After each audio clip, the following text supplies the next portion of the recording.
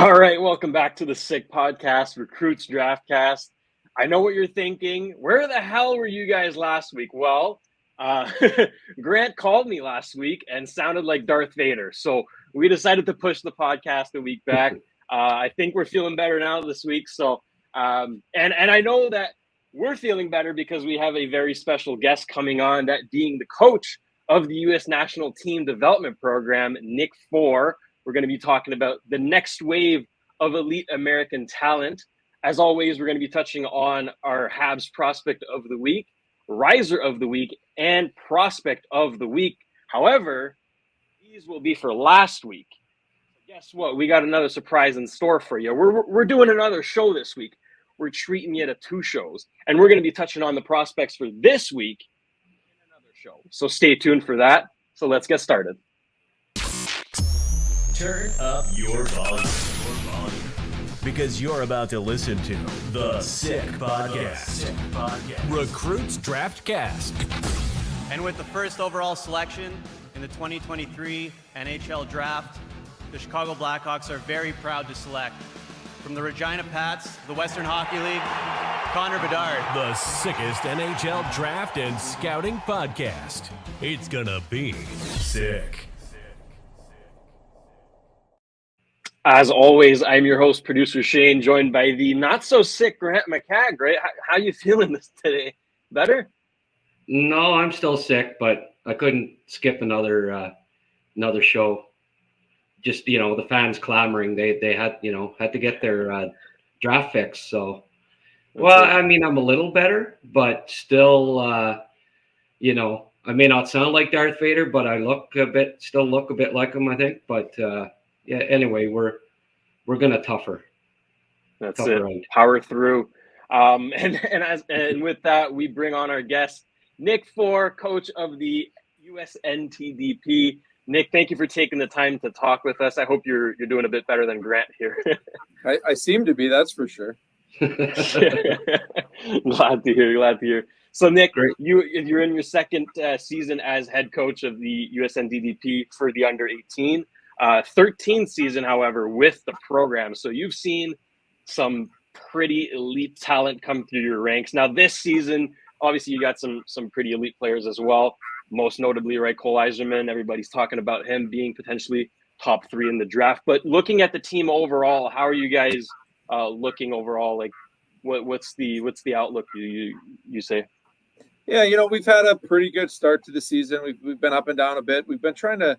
We've had some consistency issues as a team, and our schedule kind of lends to that. It allows us to work on that stuff a little bit, playing in the USHL, playing a bunch of college games, and then also the international break that we've had so far. So a wide range of opponents, and we've had some really good games and followed up by some not so good games, and so it's been that's kind of been our challenge so far is trying to find some consistency and be good game after game after game. Thanks for coming on. Really appreciate it, Nick. I noticed you're from Grand Forks, North Dakota. Kind of smack dab in the middle between Minnesota, Chicago, and Winnipeg. Did you have a favorite team growing up? I did. It was interesting.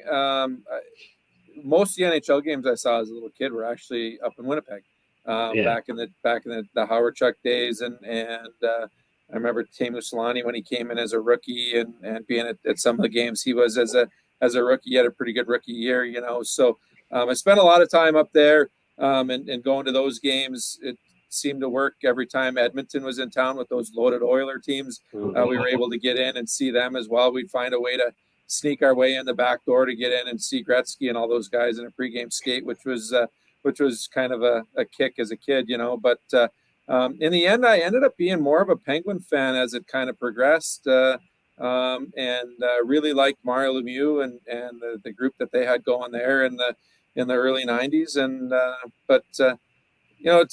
it's somebody that's in sports all the time for me and coaching now specifically. I'm really not a fan of anywhere anymore. It's for me, it's the joy for me now is I turn on an NHL game and I can watch somebody that I coached playing in a game.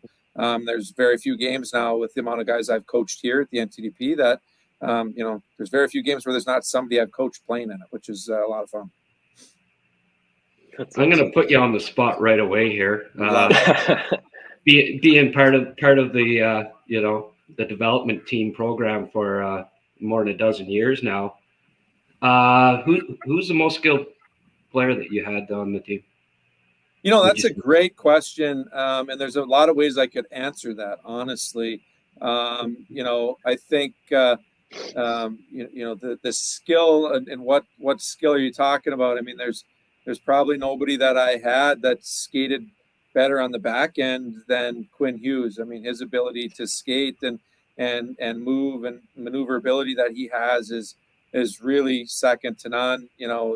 You go to another skill of shooting a puck and you're looking at a guy like Austin Matthews, like there's not many people that shoot the puck better than him. And other than maybe the guy that we have right now is pretty close with Cole Eiserman. He kind of shoots it like Ovechkin a little bit, but I'm sure we'll talk about him later. But Austin, his ability to shoot and the things he could do was through the roof. So there's a lot of other ways I could go and a lot of people we could talk about, but those are two pretty good ones. Yeah, and Jack Hughes obviously comes to mind as well, absolutely, right? Absolutely, yeah, absolutely. He would have been next on my list, probably. Yeah, rightfully so. Well, let's talk about Cole since you brought him up. Sure. I get it. He reminds me a little bit of Brett Hull. Okay. I find that he's just he wants to score goals. That's in his DNA. He finds the open spot. I mean, that's like Ovechkin too, right? Yeah. And he has that wicked release. Yeah. I mean, maybe fair to say that he could still keep working on other aspects of his game, and he's young, right? So there's lots of time to do that. But what do you think of the Hull comparison? I like it. Yeah, I think it's a very good comparison, honestly. And I didn't see Hull at those younger ages, so I don't know what he was like back in those days, obviously. But just that, what he was known for, right? His shooting ability and what he could do. Brett Hull as a scorer, and watching him in the NHL, I could definitely see that comparison because, that's what Cole's good at. It's shooting pucks and it's scoring goals, and he's driven to do that every day, and that's his focus, honestly. And as you said, are there areas he could clean up in his game? Absolutely. Those are things that we're working on daily around here and trying to make him a little bit more well-rounded of a player for sure. But, it's funny the more you're around elite players, there's a reason they're elite, right? And Cole works on his shot a lot. Austin Matthews worked on his shot a lot.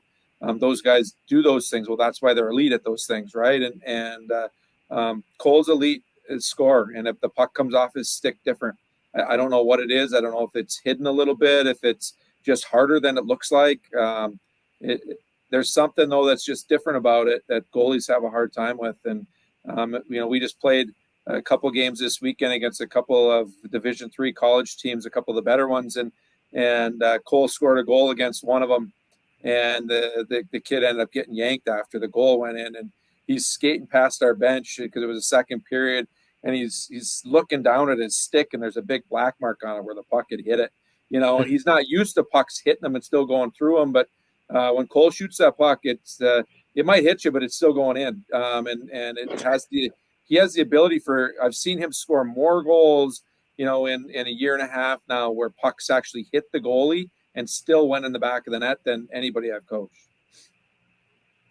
Do you think he might have 50-goal potential at the NHL level? Yeah, I believe he does. And obviously there's lots of things to do between now and then for him, but it's just, it's just the puck it's different. Like there's an elite thing there that's just different that goalies have a hard time with, and he's so driven to score.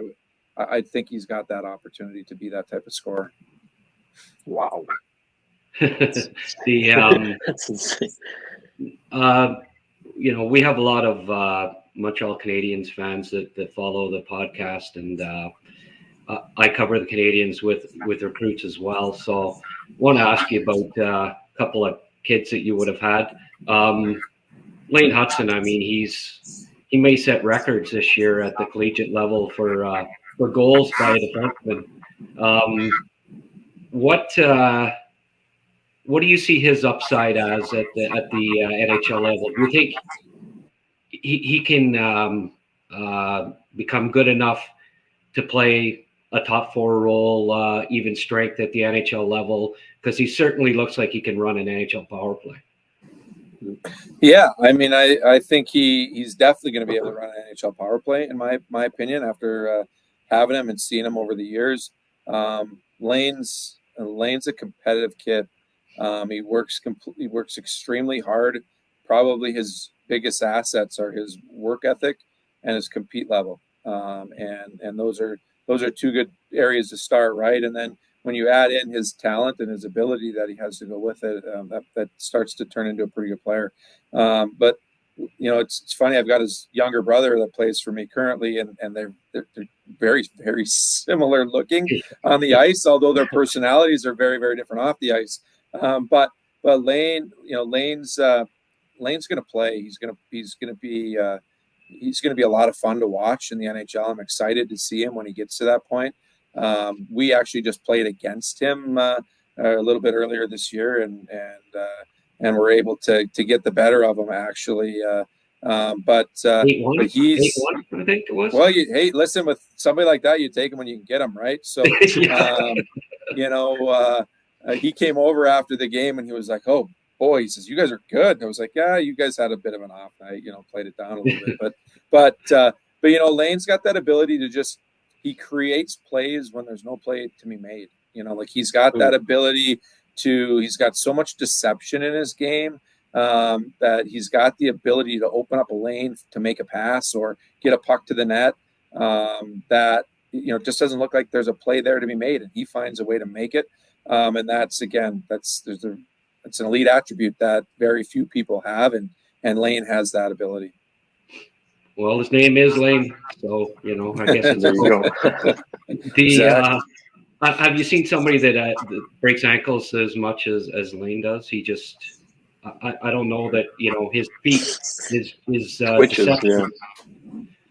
It's level. Something, right? Like that's a little bit what I was talking about, the deception that he throws at the other team as somebody's coming at him again. He looks so much different, and as hockey players, as you play the game, you get used to seeing things, right? And when something looks really different, it's really hard. And Lane's different, and he looks different out there. And the head fakes he's able to throw, the way he's able to control his upper body and do the things he does there, yet control the puck in a different manner and his feet in a different manner on the bottom end. That makes it really, really hard for people to see, and makes it hard for them to defend against them. And when things don't match up what you're used to seeing, it's hard to defend, and so he's got an advantage there for sure.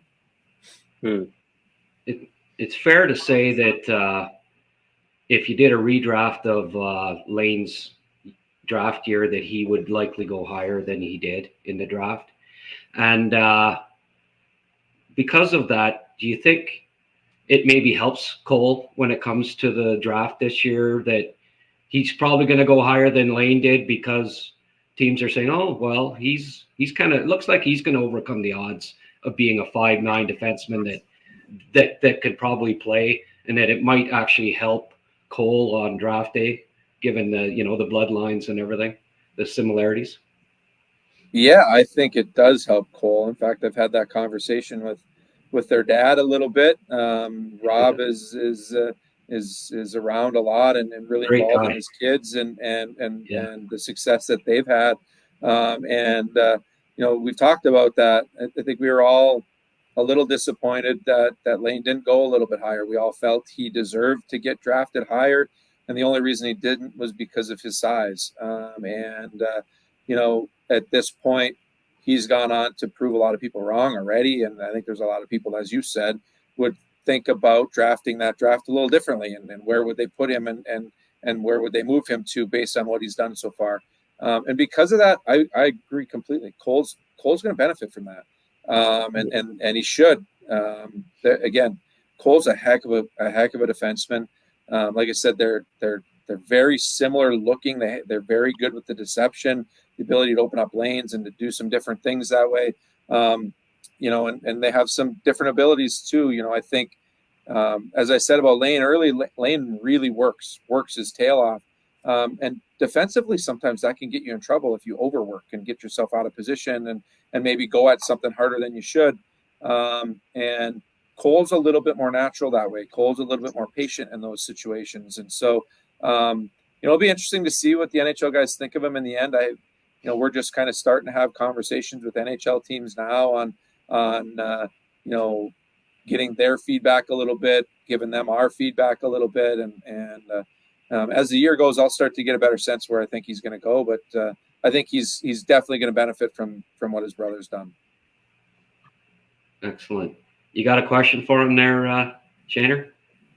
Well, I'm seeing a bit of a trend here with the Coles. You got Cole Eiserman, Cole Hudson, and Cole Caulfield, which we're all familiar with, and I bet you are as well. So, I mean, there's got to be something in the name there. I mean, in Canada, it's Connor, right? We got the Connors. I guess in the States, it's the Coles. It's a good name, I guess, if you want to name your kid and you want him to be a hockey player. You got good choices here. But I'd be curious to learn more about the recruitment process for the NTDP. So you're scouting the entire country, right? And what I like about the US now is that it's all over the country, right? You got players coming out of California, you got players coming out of Florida. Everyone's playing hockey now, and it's awesome. So that also deepens the pool of players to look at. So how do you go about getting the best 17, 18-year-olds to play in your program?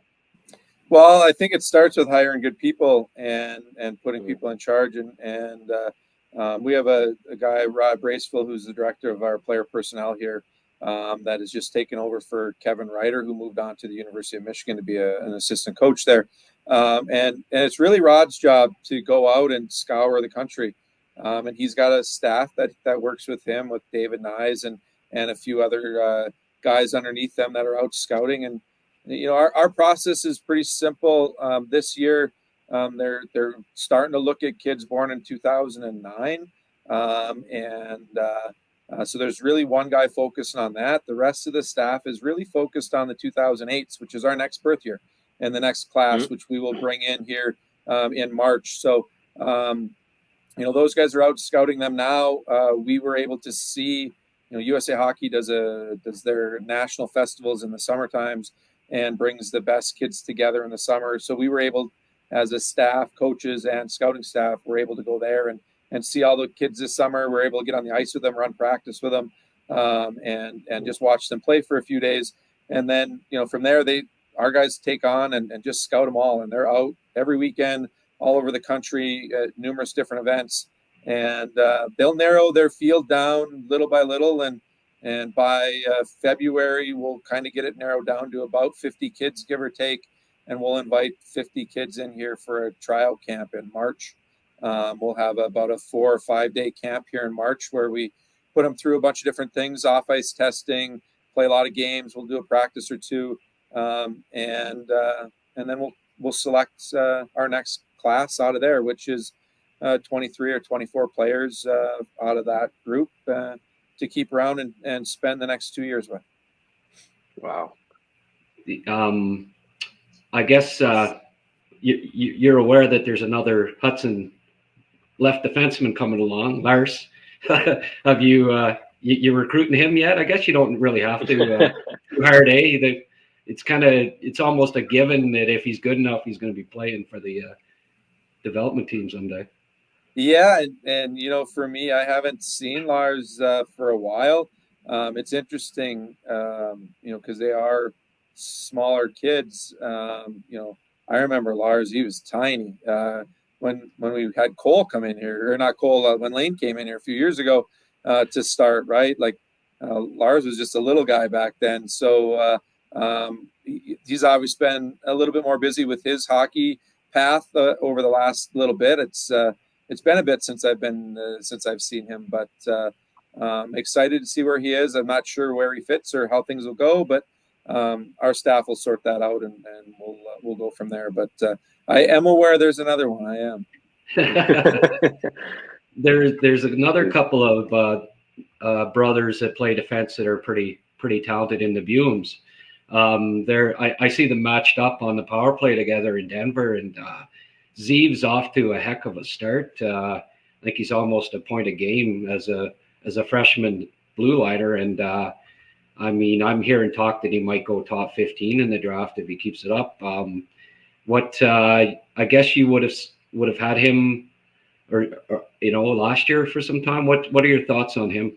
Yeah, so I never really coached Zeev. He was on the other staff, but we worked very, very close together, honestly. And we watch each other play a lot. We have a lot of conversations between the two staffs around here. So I've seen Zeev play a lot. In fact, the year before Zeev came in here, he was playing at Shattuck St. Mary's, and we brought him in over a break that they had, and he spent a week practicing with us and was on the ice with us. So I got to know him there a bit.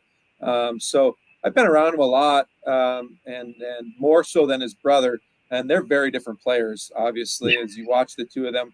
But Zeev's super talented.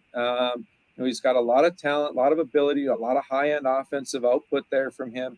He had a really good career here. He did a good job over 2 years here, and put up a lot of points and did a lot of really good things for that team. And it doesn't surprise me that he's doing well at Denver. And as things, it's interesting, and I've said this in some other things I've done. The schedule we play here it's really interesting because we play such different opponents all the time, and the USHL is a very highly skilled, talented league, and but the game's a little bit chaotic, right? It's still younger kids, and they're learning how to play real hockey with structure.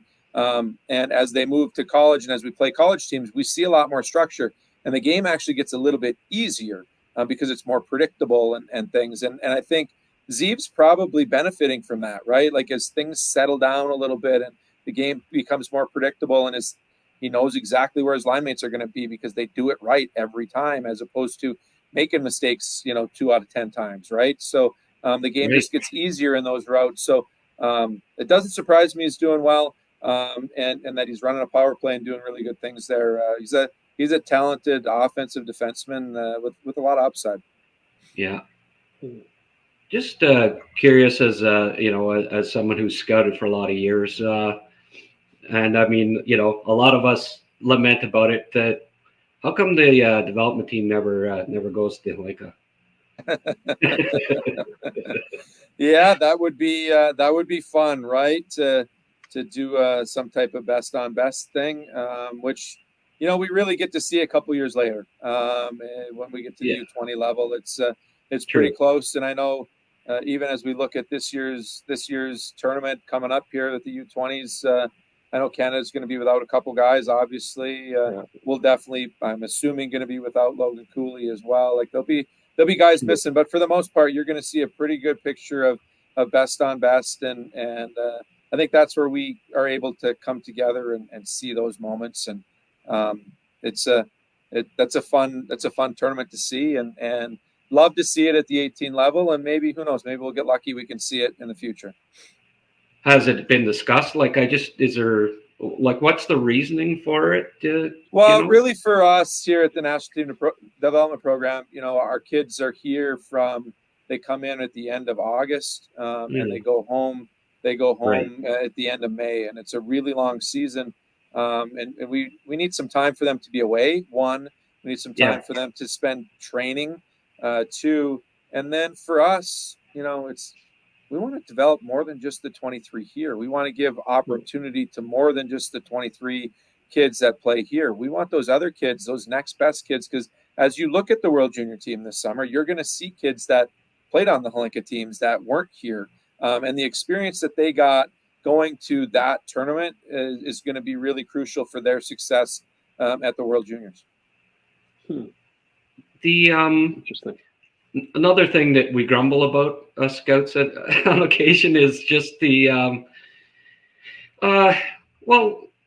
there's kids that we'd like to see play more that maybe are higher ranked on scouting lists than maybe guys that be a smaller guy, for instance. Like let's say Tyler Clevin and Eamon Powell as an example, a couple of years back, where, I mean, I love Eamon Powell. I had him ranked, as a third round player, and thought he was excellent at the junior level.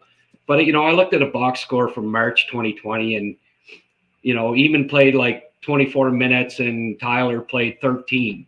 And it's frustrating for scouts that have the other guy ranked higher, right? So you're not seeing them as much.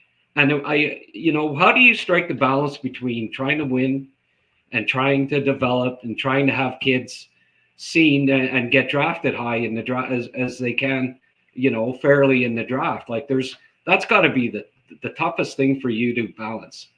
It's really hard. It's hard to balance. I guess my first question would be, in that box score, did Tyler Clevin finish the game, or did he get kicked out for hitting somebody too hard? Because that maybe could have happened. That could have been part of that. Yeah. There, right? Fair enough. But as somebody that and I ran the D on that D corps, and I was in charge of that group. So that was my group with, Jake Sanderson, Brock Faber. The D pairs were Jake Sanderson and Eamon Powell, and then it was Brock Faber and Tyler Clevin were the top four, and they played a lot. It's really hard to balance the whole thing. It's hard to run 8D. We run 8D in our games typically, it's really, really hard. D aren't used to that. They're used to getting more touches, being on the ice and longer stints and more ice time. And it's hard. It's something that's just, there's no easy way around it. It's difficult. Everybody wants more, and there's only so much time in the game. So, but part of our philosophy here is, we're trying to develop all 23 kids that are on this roster, and we're doing our best that we can to give them all, good opportunity to show what they can do on a nightly basis. And in certain cases, that means some guys don't get as much ice time as maybe they deserve and that they've earned. And but that's just a little bit of who we are and what we do. We take the development piece really serious, and when we commit to the 23 kids to come here, we're full in. We're working with all of you, and we're going to spend time with all of you. We're not narrowing down our lines and our bench to a point where some guys are going to play, 25 minutes, and other guys are going to play 7. That's just not how we do things. We believe in our depth. We believe in our kids, and we give them all opportunity to show the things that they can do. And, in the end, the guys that grumble a little bit about wanting more of that ice time, those top guys, we just look at them and say, listen, do more with what you got. You can do more with what you have. There's plenty of plays left out on the table that you didn't execute on. Maybe make that play next time instead, and we'll be all good, right? So that's a little bit of our philosophy on it. Mm-hmm. You must get because it's tough for to evaluate from a scouting perspective your team, because there's so many good players, and then a kid that a scout might like may not get as much opportunity as you'd like to see, because there's just so much talent there, But I would say that you do a good job, like even, like a kid like Van Vliet this year, who, some scouts really like, but there's games where he's not playing a lot. So it's harder to evaluate. But then you turn around and like Teddy Stiga, he got to play on the top line last tournament.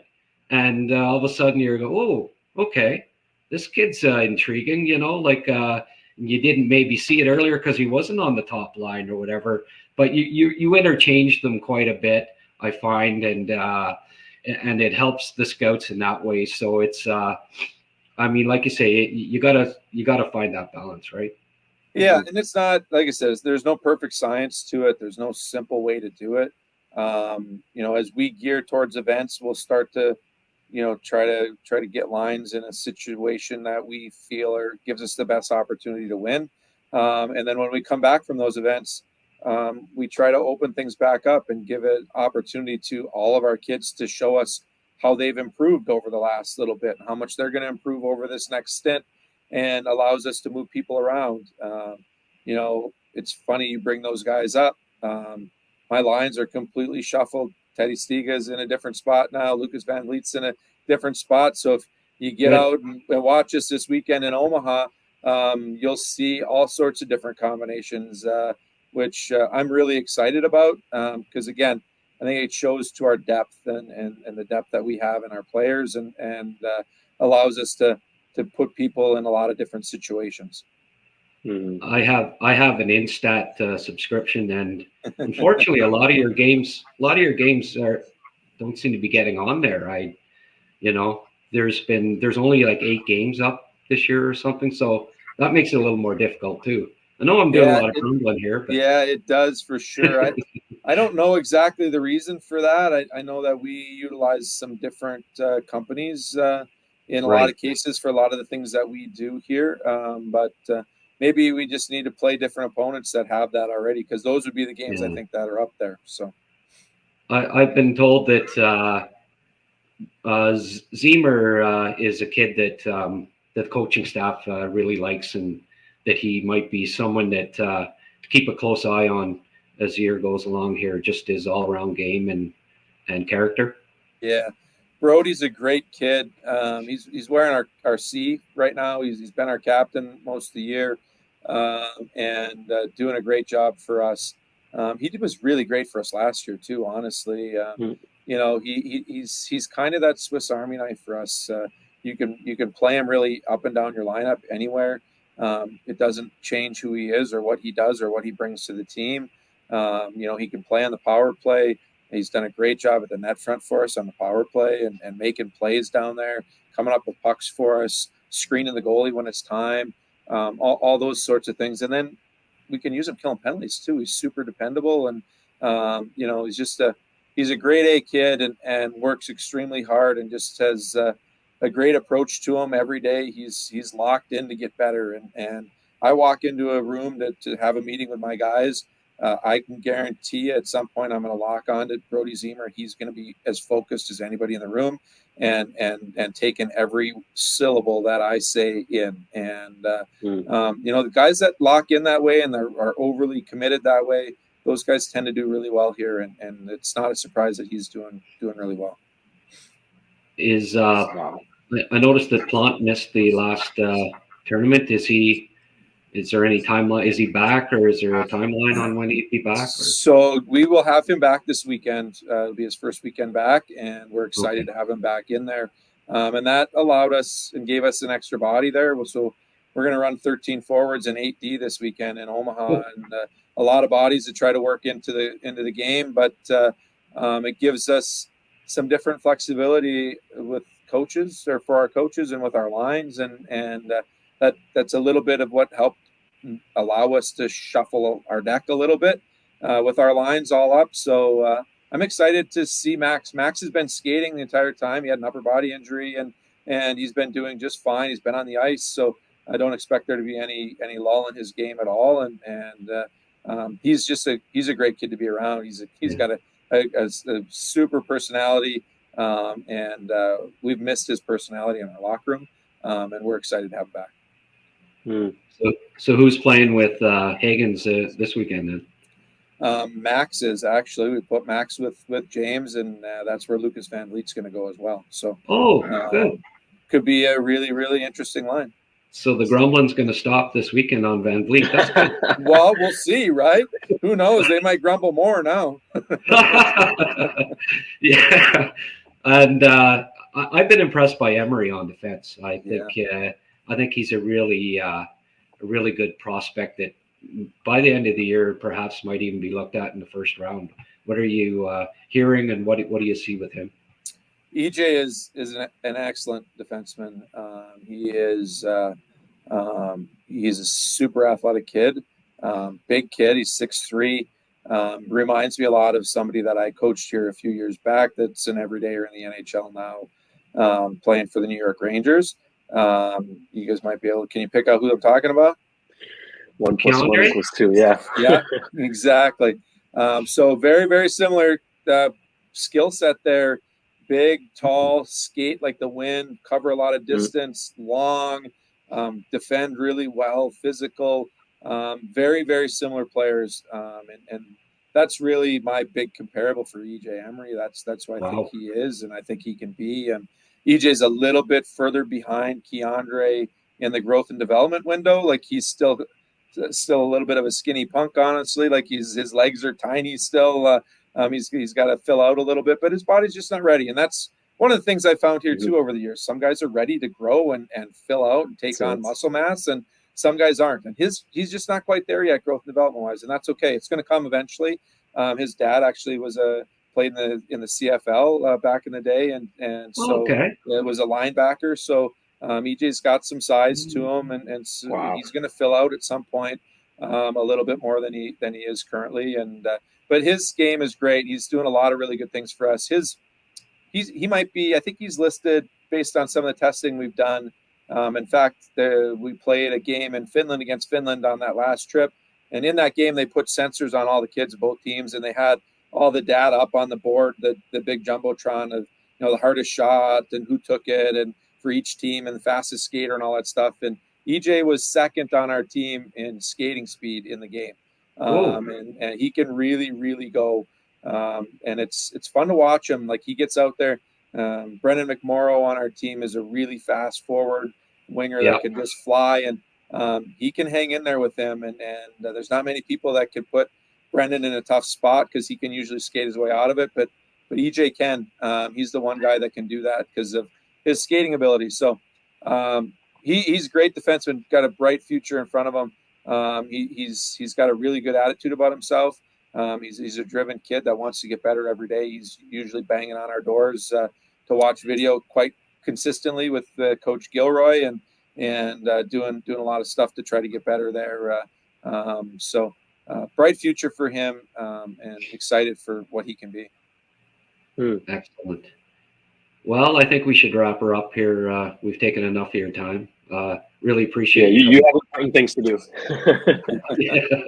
Yeah, like get on the bus to go to Omaha tonight. I can't wait. Oof. So was McMorrow the fastest then? He was, yeah. McMorrow was the fastest, and then it was EJ, and I don't remember who was third, but I think it was Baker. I think it was Austin Baker was third. So yeah, they can. Those guys can scoot around the rink pretty good. So.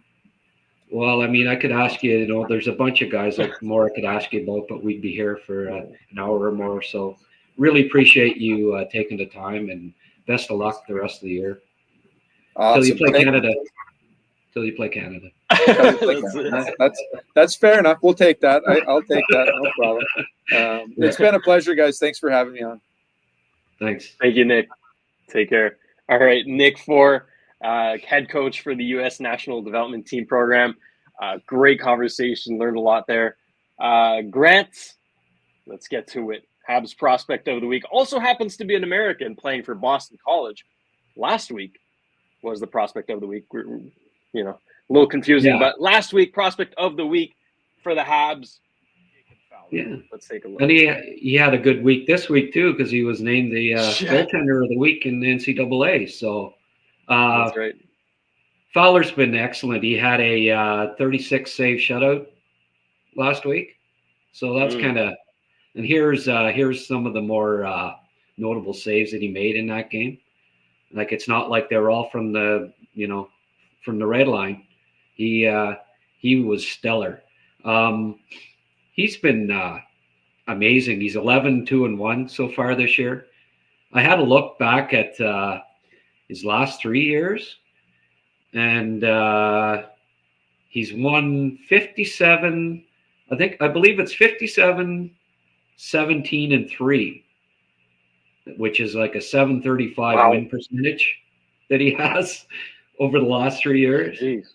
So he's just a winner. The kid wins. He won the Clark Cup last year in Youngstown, as a draft eligible goalie. So as a kid, South Kent High School before that, and was lights out too. He's first in wins and third in save percentage as a freshman goalie in all of the NCAA. So when you look at where the Canadians grabbed him in the draft and what he's done since, you have to be pretty impressed by what the that they were able to get him where they did. That's right. There was concern about his athletic ability. As far as I'm concerned, the most important athletic ability for a goalie is that you stop pucks, and that's what he does better than anybody from the draft class. So I think that they got to, I keep coming back to Tim Thomas as just so competitive and smart, and just wins games, important games. And I think that they've got a kid that's going to be, that type of goalie that beats the odds a little bit. Because he's not the leanest, tallest, doesn't have the typical goalie shape, I guess you could say, but he's working on that too, and has only improved in that category. He's exceeded all expectations, and just another example of, we see a lot of criticism, people posting videos of an 18-year-old defenseman that makes the odd mistake in the Swiss league, like in Rheinbacher, and that, like, you can cherry pick any player, especially an 18-year-old defenseman playing in a pro league. Yeah, he's going to make the odd mistake, but these claims that Montreal somehow, since the new staff has come in, Bobrov and that, have drafted poorly. I mean, wow. Well, we've seen how Slafkovsky's come on. Does he look like a bad pick now? I don't think so. No chance. Does Lane Hudson look like a bad pick? No. The way Meshar's come on, there were talks, he's a bust earlier in the year. No. Owen Beck? No. I mean, you can go on and on. Florian Jacki even. Yeah. That guy's looking insane. No, I mean, I can name 10 guys that look like they were good picks, So you got to be patient. There's going to be ups and downs. They're kids. They're teenagers.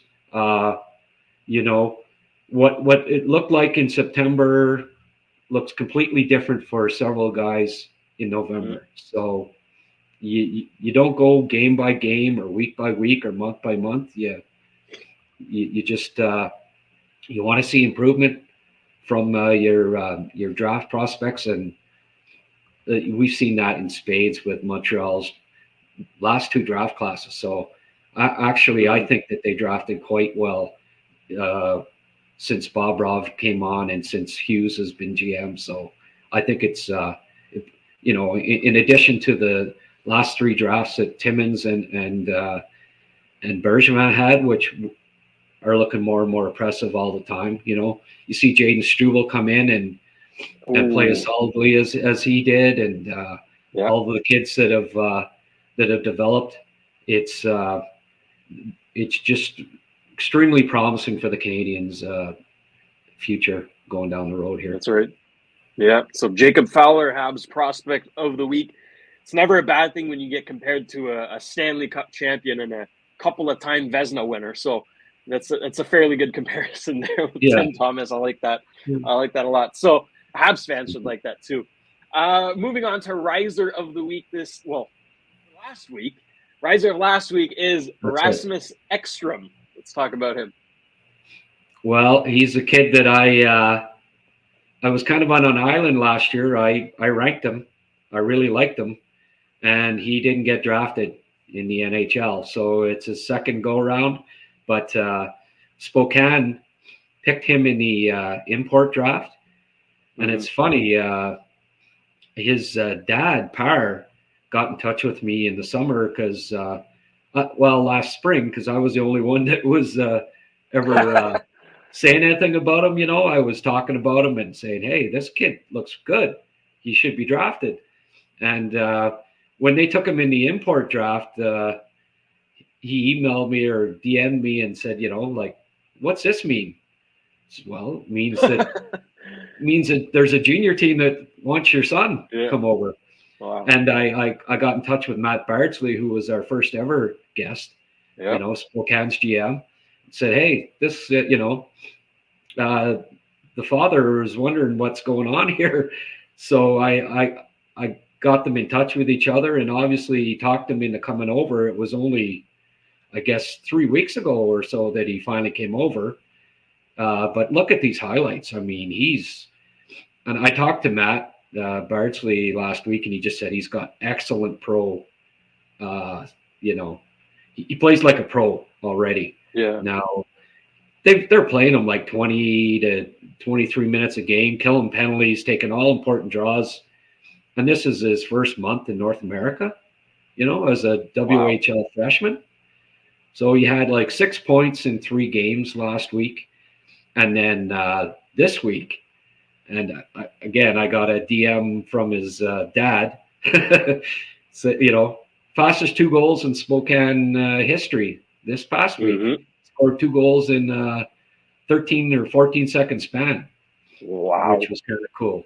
So I'm just, I couldn't be happier for the kid, because I think that he was overlooked last year and that he should have been drafted. And I think, from what we're seeing here and the way he's already adapted to North American Junior in his first month, that the sky's the limit on this kid. And I think NHL scouts are already taking notice, and that I think that he'll get picked this time around. Hopefully in the top 4 rounds. I've got him in my mid rounds now.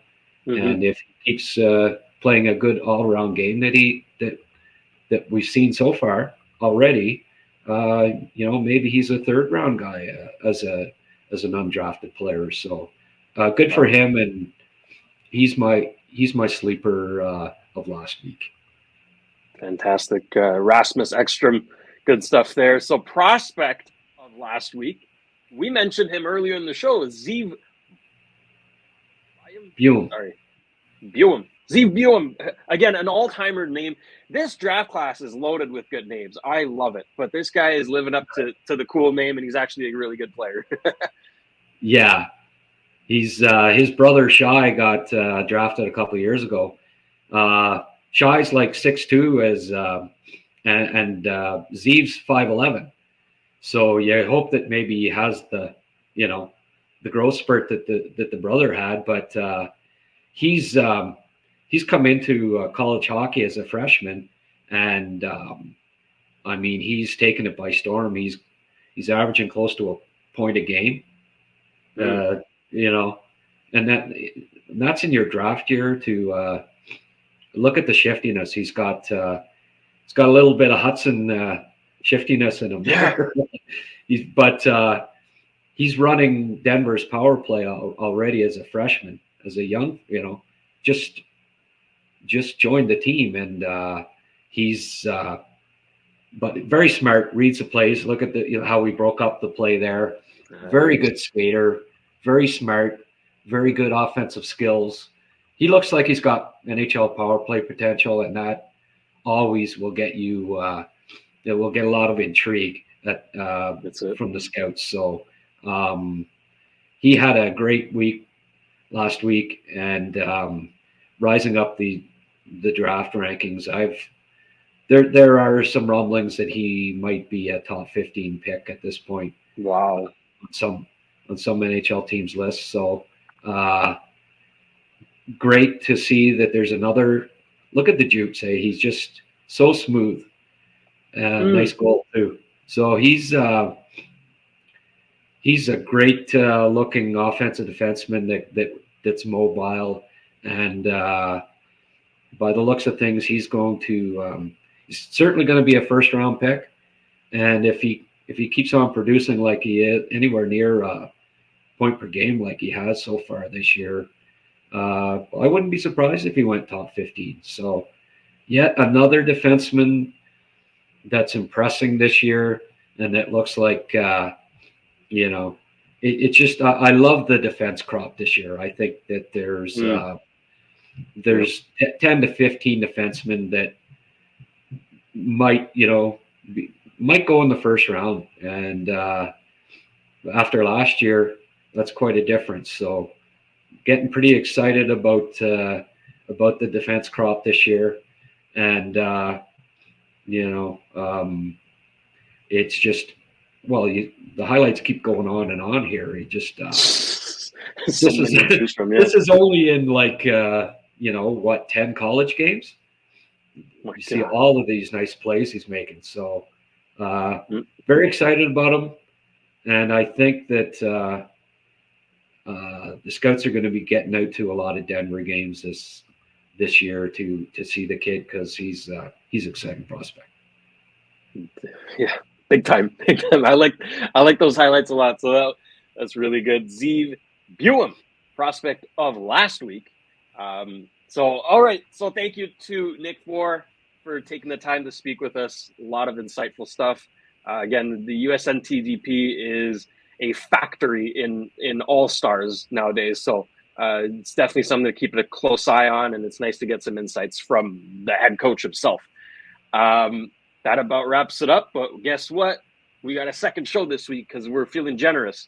We're compensating for missing last week. So keep an eye on that. As always, go subscribe to recruits.ca, right? This show is only an extension of recruits.ca. All the good stuff that's on there, from Habs stuff, draft stuff. Grant, correct me if I'm wrong. Did you upload a new ranking? Yeah, we're going to touch on that in this week's podcast. There you go. So if you want to take a look at that, I invite you to go check out recruits.ca. As always, you're more than welcome to subscribe and like this video. Comment down below how you liked it. Any criticism, any constructive comments, any topics you'd like us to touch on, let us know. We do read the comments. And Grant, any final comments you'd like to jump in? Well, the second we get off this, I'm going to go blow my nose. So, all right, then let's wrap it up. Apologies if there's, I'm sniffing a little bit here, and I'm trying not to, but I best be going. Fantastic. All right. So thank you all for tuning in, and we will see you all very soon. And that's a wrap. Hope you don't miss us too much until next time. Follow the Sick Podcast, Recruits Draftcast on YouTube, Facebook, Google Play, and Apple Podcasts.